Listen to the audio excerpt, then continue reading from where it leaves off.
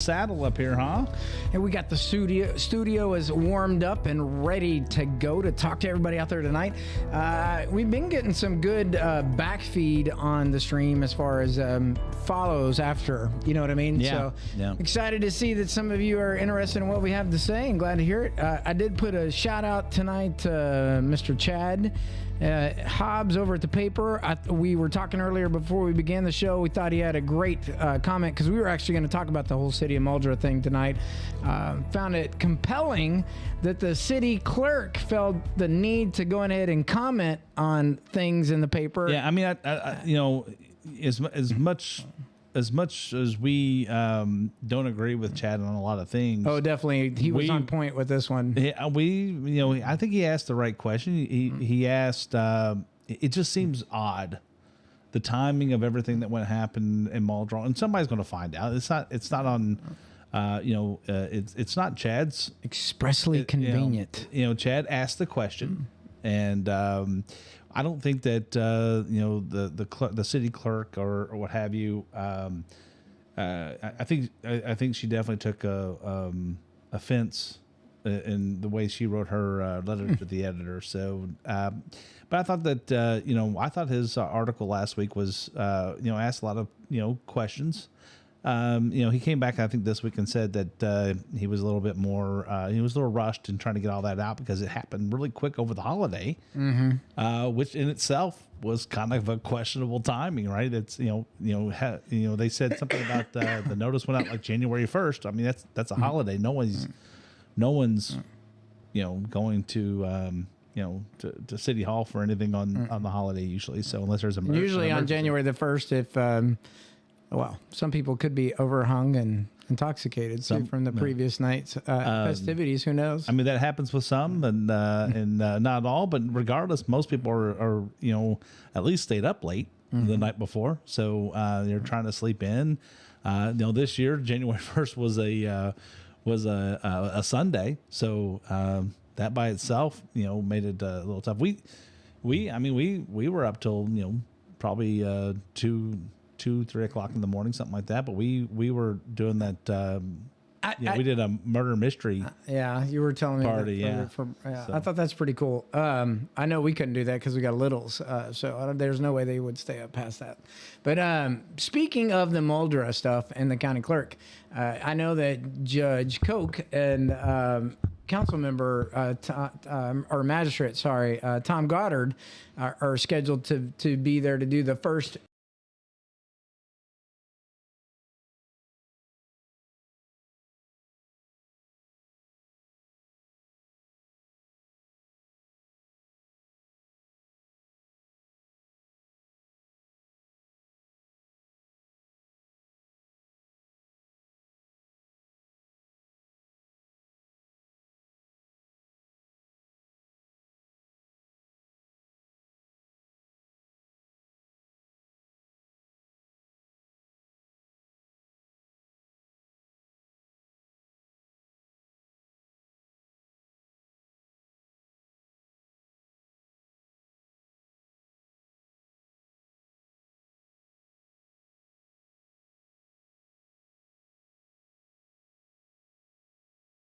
one in each district once per month.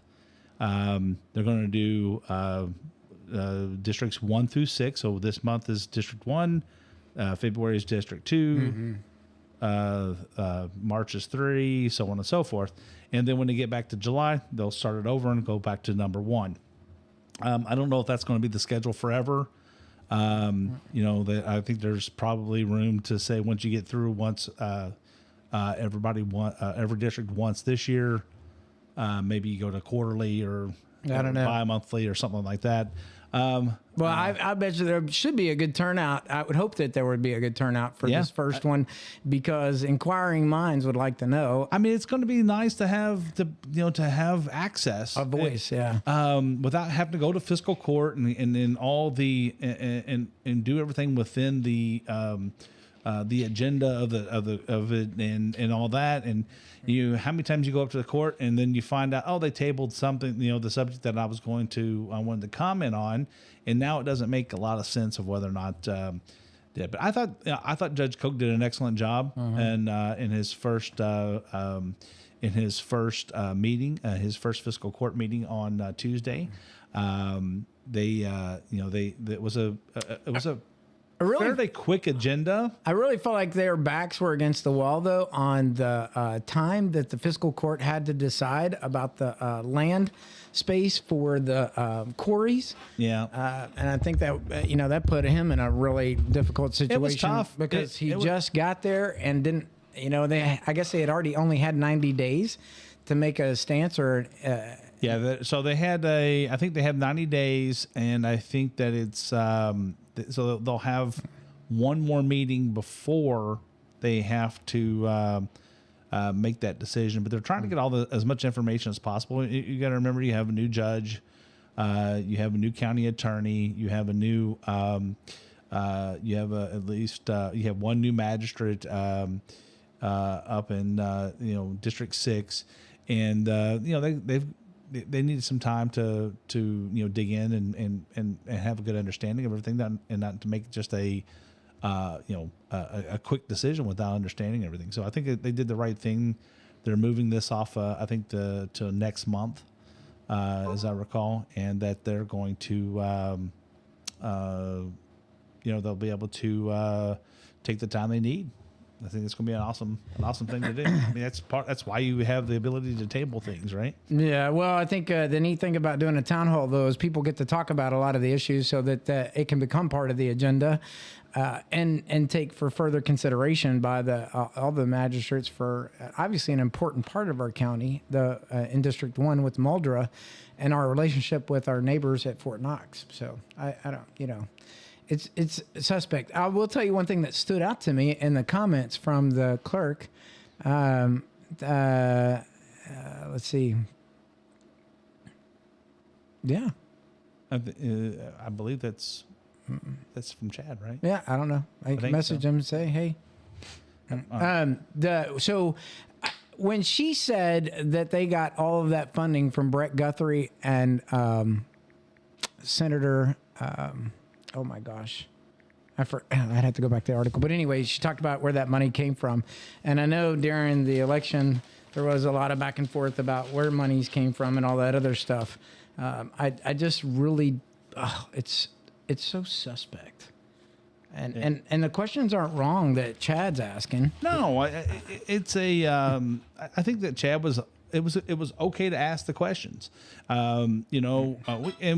don't always agree. I don't want to put a lot of innuendo out there or anything like that. But there are questions that are legit. I mean, they're not wrong. I thought Chad just said, "Hey, we're going to," somebody needs to ask a question. In fairness, there's not any wrong question. And anybody who has a question about something, you ask a question. It doesn't mean that it's always a good question, but sometimes you got to, rip the scab off. And I think he did a good job ripping the scab off. Yeah, I think it's good. It's not an opinion question. It's an opinion to get after fact. We just need to understand, it doesn't bother me that much that that they did things the way they did up in Muldraugh. I don't. But those are citizens of Meade County. So you know what I mean. I'm gonna give. Let's see here. Let's see if I can make this call real quick. You gonna bring him on? Yeah, I'm hoping so. Let me make sure this is up so it comes in to an audio check. Yeah, there he is. Hello? Hey, is this Chad? Yes.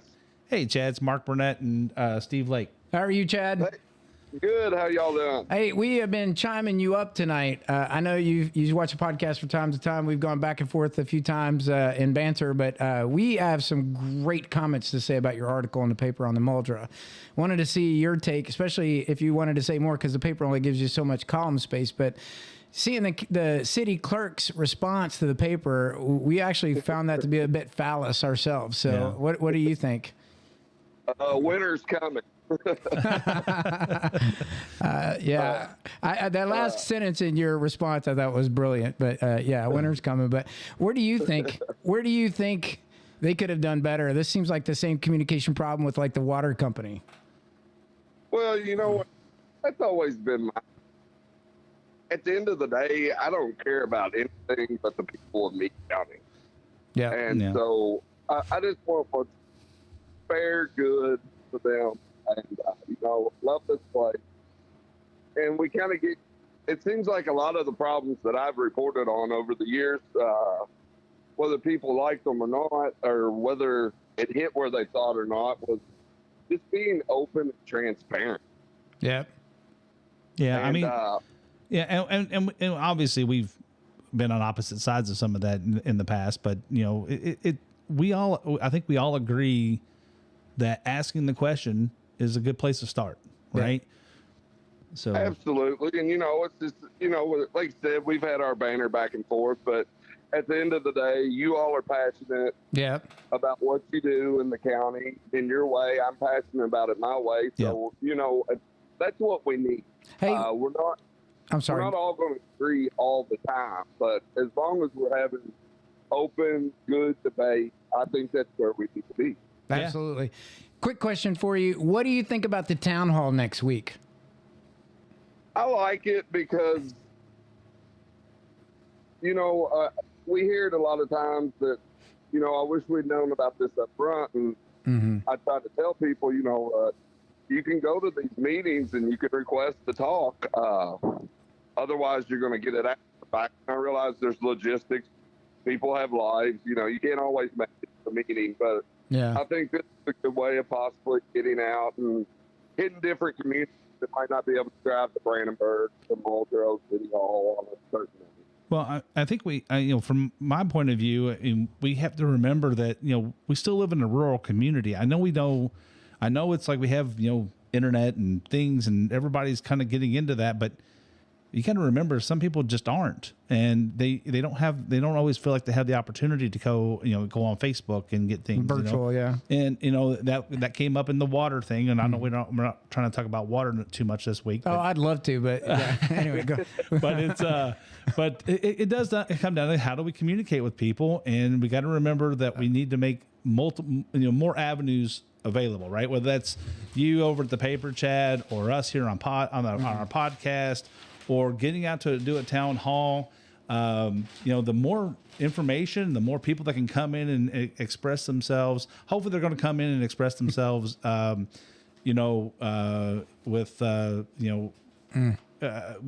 calmly and not, come out and just yell and scream at people, but because that doesn't really help a lot. But it's, I think giving people the more opportunity to come out and speak and be heard, and sometimes they need to just come and ask a question. Why are we doing this? Or should, why did you vote that way? I mean, those are legitimate questions. Absolutely. And and I think that gets back to the open and transparency, because a lot of times, especially with social media today, it's so easy to just get on and be a keyboard warrior without knowing anything that's going on. Right? Yeah. Mm-hmm. And, it was kind of like this Muldraugh thing. I mean, ultimately, legally, the council had every right to pick whoever they wanted to. That's just the way the law reads. There's nothing unlawful about that. But I think if you're really trying to lead a community and do best, they should have at least opened it up for the community to put in input, whether they listen to that or not. At the end of the day, that's their decision. But a lot of that could have been, if there wasn't nothing going on, it wouldn't have gave the illusion that something was going on. Yeah. No, I personally agree with you. I think that we're not saying that something happened or something happened nefariously, right? We're saying that, man, it seems suspect, rushed and suspect, and why not just take a moment to take a breath? I mean, was nothing was going to fall apart if you took an extra couple days, right? And that was when I talked with her on the phone before she wrote the letter. She said, I initiated this. We had to get something going right now. And it was basically like Muldraugh was going to fall apart if they didn't have it replaced immediately. And I mean, let's be honest, most mayor's positions, it's a part-time job anyway. Yeah. They're not in there all day. I mean, Brandenburg is a much bigger city. The mayor's not sitting in the office all day. They don't get paid full time. Yeah. I think they could have done a lot better job in cutting if everything was by the book and all intentions were pure and genuine, they could have done a lot better job of helping the community understand. That's where I agree. At least from a moral perspective of giving everybody the opportunity to be present than to create so much suspect or suspicion, right? Yeah. I mean, why wouldn't, it was kind of like the same place guy, and she was like, well, if he got in there, we would have all quit. And it's like, well, that's on you all. That's not how elected offices work. It's not on the bureaucrats to decide whether they're going to pay or not. Yeah. Yeah, I agree. Yeah, I mean, it's like I read that the exact same way you did. It's like, well, what was? I mean, that means that the core bureaucracy gets to choose the next leader, and that sounds an awful lot like what goes on in, like, you know, the Politburo and things like that, right? It was the easy choice because his name's on the checkbook. Yeah, I'm like, well, what's that? Yeah. How do I get my name on the checkbook? I mean, that's just a word change. Yeah. I mean, I helped run the ballpark out here at Flaherty, and I remember a few years ago when I moved into a position, they had to put me on the checkbook, and we went down to the bank, and it took maybe 30 minutes. Yeah, right. Yeah, you do a signature card, and maybe $12 for the new set of checks or something. Yeah. Hey, speaking of, they're hiring. Heard it today on the news report from the local radio. They're hiring a new parks director. Did you know that? Yeah, it was on the. And you know, I worked. Dan Lancaster coached me in baseball when I played out here at Flaherty. I've worked with him for years as the president out here, and it's going to be a real hard job to fill his shoes because he is, when it comes to knowing what he's doing, running a tight ship. Yeah. We've got some of the best parks in the state for a small community. He keeps them top notch on a shoestring budget. Yeah, absolutely. Yeah. So, I mean, I work with him too, because I run the church league softball, right? And so he and I've, you know, worked really close together to make sure we have the right dates and all that, and trying to get this practice time and things. It's tough because that's and maybe sometime fiscal court needs to look at this, but where do we get a couple more ballparks or something out there, right? But when you think about it, if we add ballparks, now we're adding problems to the parks director, right? Because it's not just putting in the fields; it's how do you take care of them? How do you upkeep?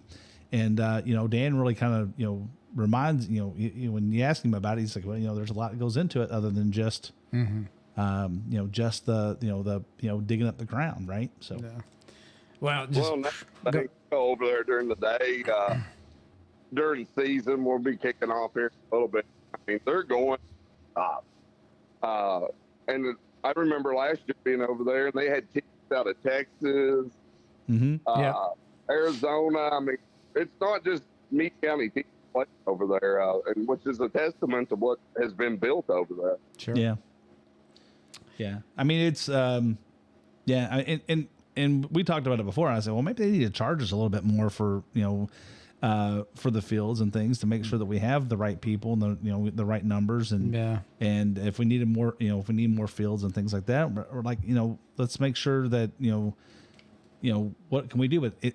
It takes a lot of tax dollars to do that as well. It's not going to be you're not going to be able to charge enough to the teams to really make enough to make it a good field. But I think that Dan has done an excellent job over the years. I mean, I remember when I first started playing ball here, when back in the 70s, and it seemed like all those fields up at Meade Owen grew rocks. Every time it rained, it was you were, and nowadays, man, they drain well. I mean, we hardly ever miss games unless it's just pouring at game time.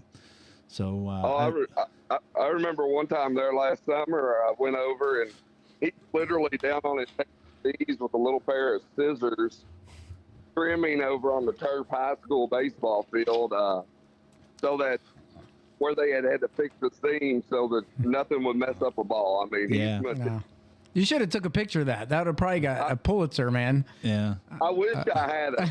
That was a moment lost right there. Yeah. I hope you end up doing an article about him when he does retire. I think that it's going to be A legend. it's going to be it's going to be a definitely a hole to fill that I don't know if you'll be able to fill it with just one person. So Yeah. Oh, it's that's a definite. Like I said, when I was 10 years old, he was coaching me in basketball. The amount of kids he's touched indirectly and directly through sports, it had an impact on their life, whether it was directing the ballpark out here at Flaherty, as parks director, as a coach. It's just, it would be unreal to see what number that. Yeah. yeah. Well, hopefully they get a lot of resumes to go through for the magistrates and the judge to just decide, so we get the right person for the job. You know what I mean? And one more thing to give props to Dan is he gave his notice. He's given 6 months notice. Yeah. Right. So they're trying to hire the person. Dan's going to work. Be able to stay on and work with them for if they can get somebody. Hopefully they can find the right person the next couple of months. And then I think that they just put it out they're just putting it out in the paper this week, right? Is it going to next week's paper or something? Or Yeah. I think so. And and that's kind of a testament back to Dan. It's not just a job for him.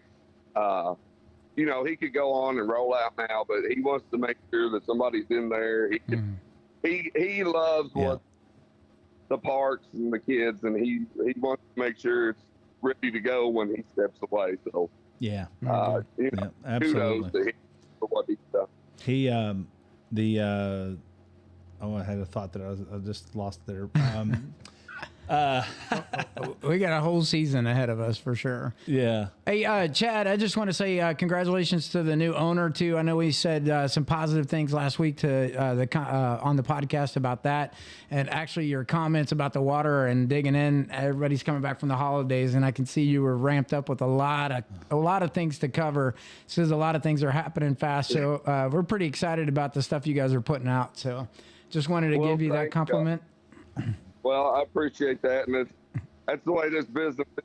Either feast or famine. It all hits at once, and then you go through a lull. But there's a lot of big things going on, and I will say on the water deal, I've had a whole lot of conversations with Brett over there. As soon as he took over last year, he reached out to us, wanted to go out to lunch with me and sit down and talk and see what we could do. And it's bad. He knows. December 25th was bad. Yeah. But I really think that they have the stuff ready, or they have the ideas and the project started to fix all this. It's just unfortunate in that industry. And I used to work for Doe Valley Water back in the day when they actually make their own water. It's slow moving in that because you've got so many state bureaucracies you have to go through. Yeah. Yeah. We were talking, I think that before the call, it's really going to be about how do they react from this point, right? Something happened. It's unfortunate. It's bad timing, horrible timing. Now, how do they fix it and move forward? And we've been talking a lot about how there's a lot of areas in the county that, communication is an issue, right? How do we get the word out to people and let them know what's going on? We talked about the town hall, from fiscal court point of view and government point of view, but then there's all these little entities and bureaucracies that kind of feed into that they need to have, they need to be able to communicate really quickly. And it's not their fault that they don't have it, but at the same time, hopefully they have the foresight to look for it and say, okay, hey, we need something. And maybe they need to come together and figure out a common system that they all can use or something instead of everybody trying to find their own. Oh, and I was going to comment too. Thanks for putting in the block in there about Nucor and no. You know what I mean? I think you could have just wrote the whole block and put a big no in there. But anyway, go ahead. Sorry, I didn't mean to cut you off. I kept getting that, and I'm like, look, they had nothing to do with that. They're on Brandenburg water. That's the oldest. And and that's kind of one of the tragedies too, is that when Brandenburg built their system, they didn't look to see if they were doing the same type of process as what Meade County find. Because just in this situation like this, and it was funny because me and the new mayor of Brandenburg were having this conversation like a couple weeks before the water crisis. And, because there's something to do with the chemical process. If those two waters mix, it has a bad. Yeah, it's a different, like there's, I can't remember, like there's chlorids and there's, I don't know. It's like it's the chlorination process, right? It's one is using like one type of chlorination, and another one's using the other, and if they mix, it becomes like chemically bad. Yeah. It And, smells. just like in this situation, if they'd had that the same, they could have flipped a valve, and maybe Brandenburg could have sold some water over to Meade to help get them through the hump, or vice versa. Yeah. Right. If Brandenburg, but that it was just a perfect storm of things like that. It feels like there was another story in the story, though, where you talk about Brett was talking about the gentleman that they had contracted, and then tragically, you know what I mean? I feel like there's like a murder mystery there. You know, and I'm just saying, it's horrible, and to his family for the loss. I mean, that's tragic, but it seems like he was just having these conversations, and then, Oh, I mean, I couldn't have sat down and made this stuff up if I wanted to. It was because I told him, I said, Brett, okay, I understand how it happened. I was like, but the communication, man. And, that was, and he starts telling me this story, and I'm like, you've got to be kidding me. Yeah, I mean, it's almost, it's like, man, and he probably doesn't want to even mention that, right? Because, it's not something you want to say, well, because now it leads back to the decision-making process to say, oh, we went down this level. We thought about all this communication the issues, but we went down this level, but we picked a company that has like one guy. And which opens up a can of worms in itself. It personally, does. I think you opened up a can of worms for him. That's probably you're gonna get a letter back or something from this week's, because it just seems like that takes us down a rabbit hole. You know what I mean? Great on you, but just not maybe for his response to a person with ink in their hands. You know what I mean? Well, and I didn't get to, like you said, you're limited on what you can put. Right. But he kind of pointed out the answer to it long term was. Because I think they were 40 or 50% built on that communication system. Then the guy gets hit by a train and gets hit. Yeah. And evidently, he was a well-respected guy, because there were 60 other water companies. Yeah. With him.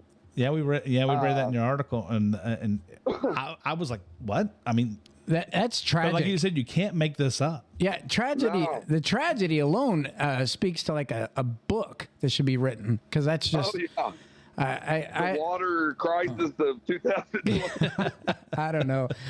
Hey, man, I know you're under the weather, and I just want to say thanks for coming on. Do you have any closing thoughts you wanted to say to the listeners out there about, some of the things that are happening for the paper? Well, I'm excited. One of our weaknesses was on the technology side. Everything's going digital. Our webpage really wasn't up to par, so that's his wheelhouse. So he's really ramping up. We're going to have a new platform at some point where we can do some more video and stuff for the world we're in now. So that's really exciting. He's a hometown guy. Yep. Loves Meade County, so he's wanting to bring back like the community. Because used to, the paper had like little community news sections that were written by people in the community, like Clarity or whatever. So if we can get some writers in those communities, he's wanting to bring that back. Well, good. It's just the adaptability of making this Meade County's paper, not any one person. Yeah.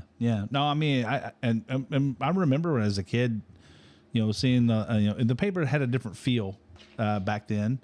And it's like, as I think it's probably a lot has to do with the fact that, newsprint and subscription services like that are, news subscriptions are probably, they're not on anybody's, to-do page, right? They're our to-do list. They're all, everybody's like, well, how can I get this now in my hands, yesterday? And, but you gotta, there's still a lot of us out there that want to know what's going on.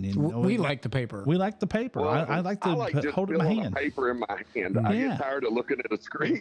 Yeah. Well, we're all from the same era, though. So that's so we're all kids of the '70s, I think. So we're setting up like a little video place where we can. Basically, like we did election night. That was our first trial with it. Y'all did pretty good, by the way. I kind of think I gave a compliment out for that too. So. Oh well, thank you. It's kind of by the seat of our pants, but it worked, and I think it gave us a new option. So, that's something we're looking forward to. If we have something breaking, I can just call Sheriff Wimpy or Mark Martin over to school. Be like, why don't you run over real quick? We'll push the video out. So I think that'll give us a new aspect where we can kind of stay with that niche of local news that the big cities aren't going to cover unless it's a clickbaity story. Yep. Yeah. The only time they come down is when there's when it's a tragedy, it seems, right? So. Oh yeah. Some mullet controversy at the high school. I probably could have had one of those about 3 weeks ago, but I shaved it all off. So back to somebody can take me seriously now. Haircut. So high and tight. Nah, it's not that bad. I mean, I don't want to look like I'm still in the army. You know the deal. But I got a little hair and some sideburns, but it's not I'm gonna go see D over at the barbershop because my bangs start falling out. Yeah, good shout out for D. I just want to get my hair cut too. He's great. Does a lot of things for the community. Great guy. Well, just thanks again for jumping in. It was on our topic tonight, and when we saw what you put in the paper and then the banter back and forth, I was like, "Oh, he's got to have an outlet." I mean, sure, we can ask him. I mean, it's worth the call. So I'm glad you jumped on, man. Thanks. Well, I appreciate the invite, and just go Big Green, and let's keep pushing Meade County to being what it's always been, the best of people. Absolutely. Hopefully we'll see you at the town hall next week. If not, completely understand. Looking forward to see some more of these editorials you guys are putting out. So, well, I appreciate it and look forward to seeing you all. All right. Take care. Have a good one. Okay. Thanks. Bye. You too. All right. Bye. Well, that was pretty good. I think it's kind of nice to get it from the horse's mouth, especially since he's doing a lot of the homework on the ground, but getting the feedback from these articles.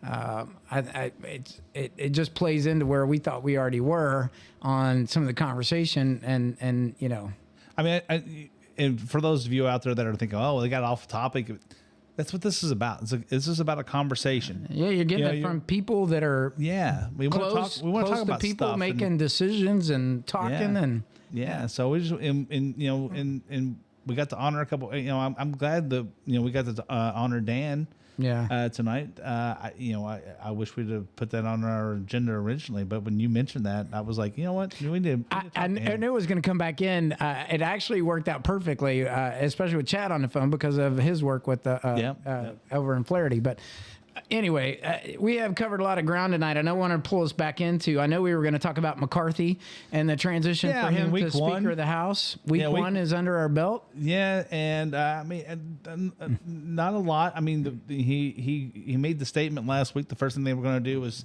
vote to defund the 87,000 IRS workers and things, and there's going to be a lot of. He also took a hit this week, though. He did, because they said he was going to be, he's going to plunge these deficit spending bills, and he hasn't acted on that yet. It's he can't win just yet, right? So he's, there's no time for him to breathe, and enjoy this, right? It's not that he should. Well, heck, we don't even have that in the local. Yeah, no, I know. Troy took the hot seat, and boom, here you go. You know what I mean? So. Yeah. I mean, there was, Troy had people, contacting him before he was even sworn in as judge about the water problem and things. So, but it's that's just part of their job, and it's going to be fine. I personally liked. I think I said this last week that I liked the fact that they took some time, and I don't care if it took the fact that it took 15 votes is probably a little much of a statement. But those 10 or so that were holding out, they wanted some concessions from within the party, and they got a lot of them. They didn't get everything they wanted, and that's part of it. Now, they could have, they came down to I think some rules changes and things. They want to be able to vote on.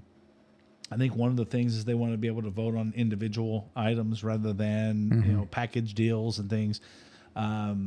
Yeah, but you're not going to get a bill with a whole bunch of stuff without having a whole bunch of stuff thrown into it. Well, you could. Ultimately you could, and it would be a better system overall, but you wouldn't get anything done. No, but that's the problem, right? That's the problem. You got to make everybody happy.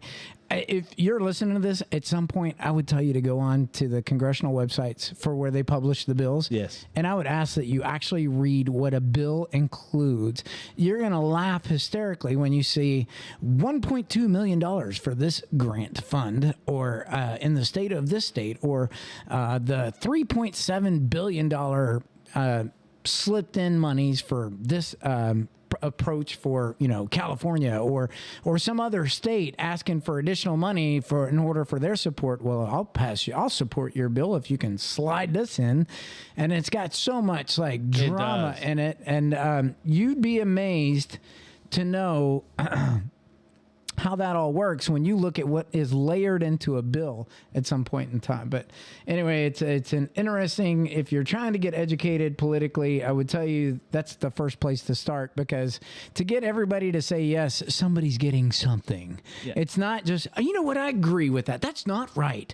Yeah. Let me just put in my vote. No, there's like a give and take in the political arena. Well, I mean, that's, and the thing is both sides play a little politics with it. Maybe more hard line, and they'll put things into bills and knowing that the other side won't vote for it, so that when they're running against them later on, they can say he voted against this. That's right. He voted for that, and and you're trying to they're trying to tear down their opposition that way. Well, I wish we could find a way to get out of that. I don't know. Well, week one, it's a hard. It's who gives that up first? Yeah, I don't know. But week one is about under his belt, and he's got a lot more in front of him. Hopefully we'll get some great feedback coming up in the coming weeks to see if he gets close to what he had campaigned on for that seat. And hopefully we can get maybe we can get Brett Guthrie or somebody on here to give us an update in a couple of weeks. That would be good. Actually, that would be awesome. Yeah. Interesting news point I'd like to point out too. In her seat as the new governor of Arkansas, I know it has nothing to do with Kentucky, but it's still interesting. But we'll cover this in our national politics section. I guess if I could get her name right. Hold on a second. All right.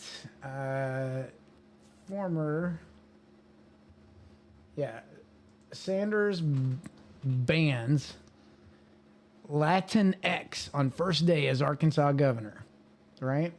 Sarah Huckabee Sanders, the Republican nominated first female governor for the state of Arkansas. Mm-hmm. And she had lots of things going on in her gubernatorial race, but in 12 proclamations, and this was one of them, and to remove the neutral gender of Latinos.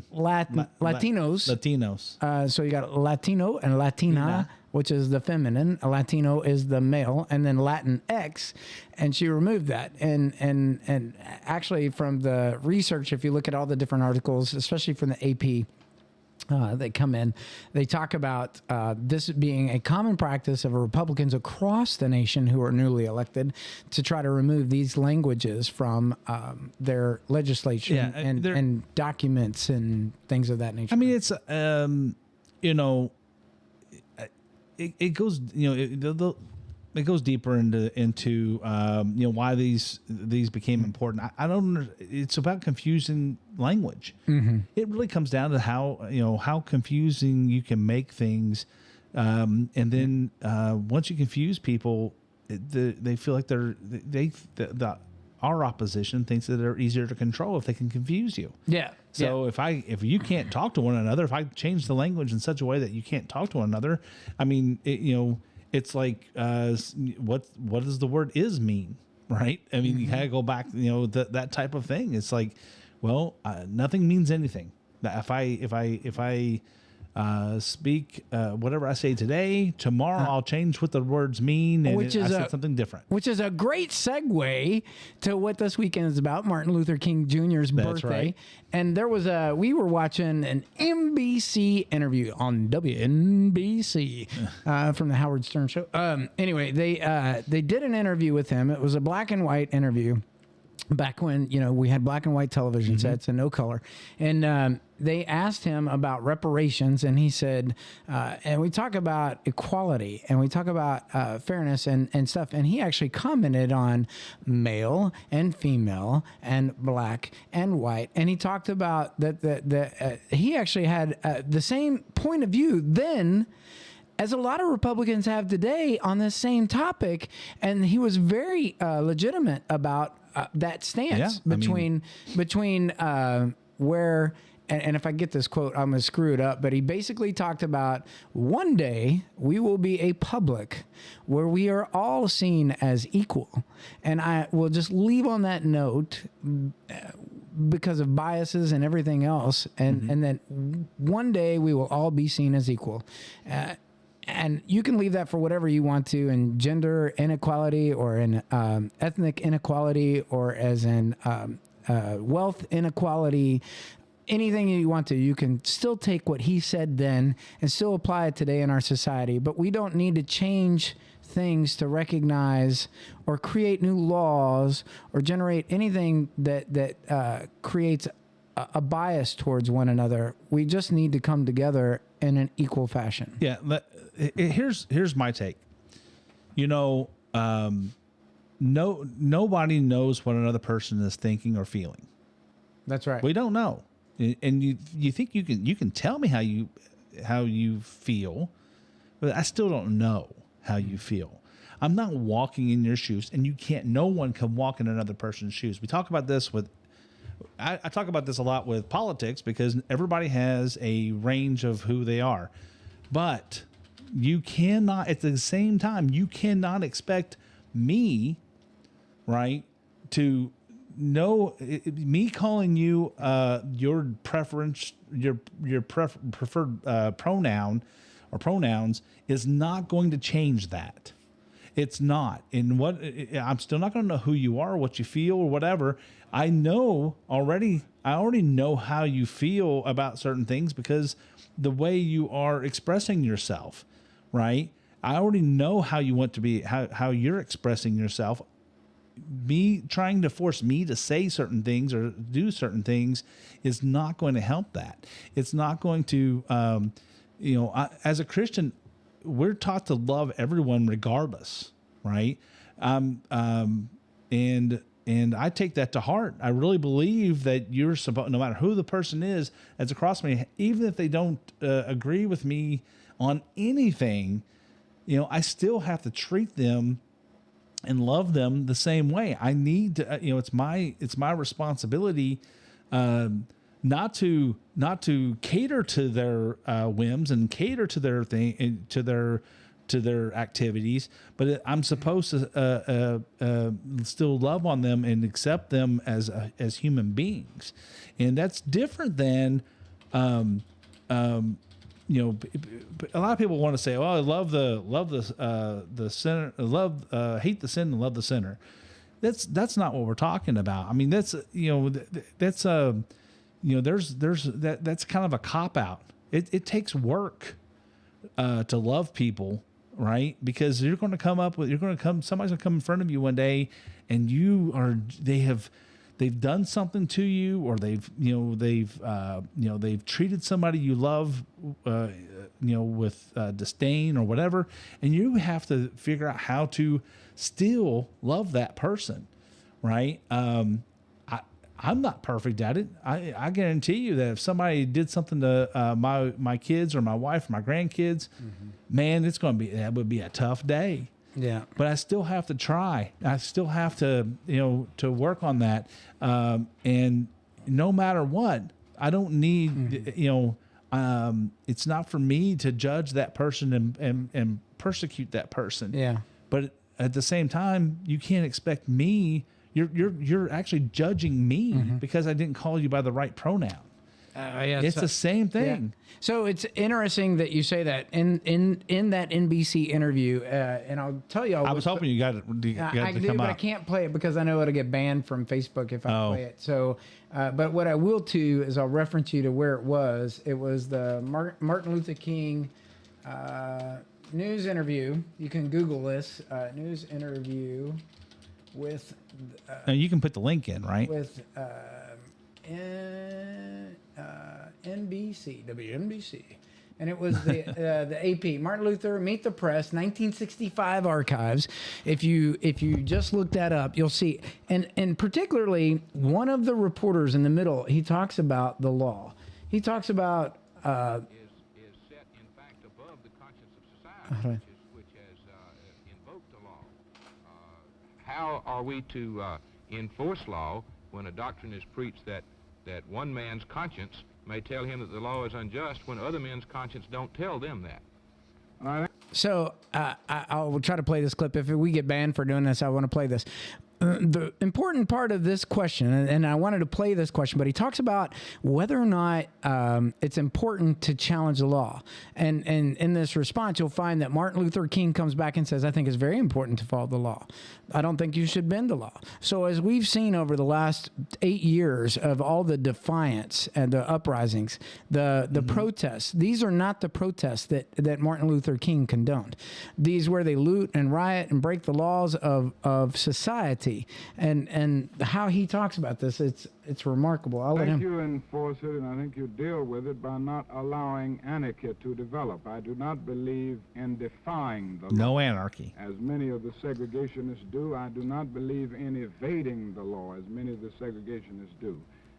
The fact is that most of the segregationists and racists that I see are not willing to suffer enough for their beliefs in segregation, and they are not willing to go to jail. I think and I'll leave it at that so we don't get banned from, but you can go watch this. It's profound how he responds to a lot of this challenge and debate, and from a white majority press at the time, and he was constantly on stance, but it only proves to the level of education that he obtained.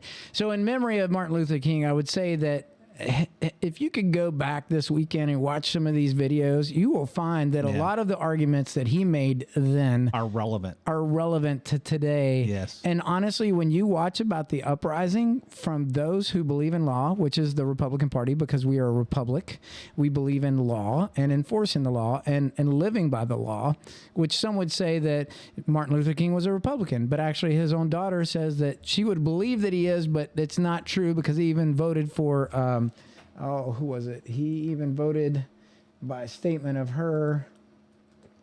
I'm not going to find it fast enough to say it. Hold on. She said in an article once that she would believe that he was, but he had actually voted democratically in one of the presidential candidates or presidential races. But to that end, what I would leave with you in a message from us here at the Meat Truth is that there's a lot of wisdom in our past. Yes. And if you could look at the past and the history that we have, if we could preserve the history we have, the good and the bad, you would find that we could prevent ourselves from repeating the same things over and over again. That's right. And we could take a lot of lesson from the man who fought for many with his voice and not his fists. And for some fair reason, he lost his life in defense of living his freedom of speech. And I would say that we've taken that to the great limits tonight.